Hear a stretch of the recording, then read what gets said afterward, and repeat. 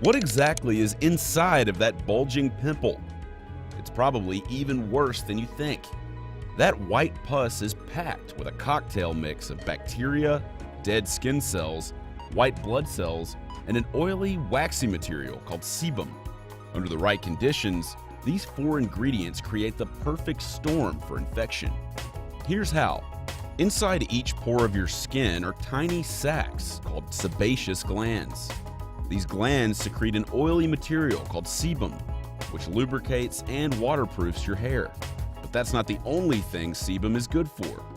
It's also an energy source for a type of bacteria called Propionibacterium acnes. Normally, Propionibacterium acnes lives harmoniously in and on your skin. But sometimes it gets out of control, and that's when the trouble starts.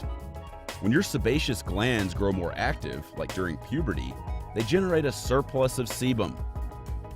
The excess sebum can clog your pores. The pore is now a food fest for bacteria, which start to multiply out of control. This triggers alarms in your body, which identifies the infestation as a threat.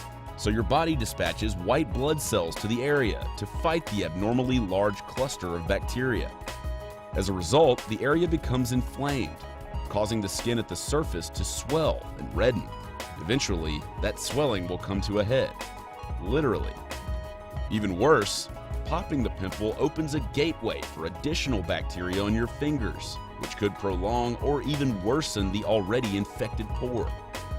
So the next time you have the urge to pop a pimple, consider the consequences.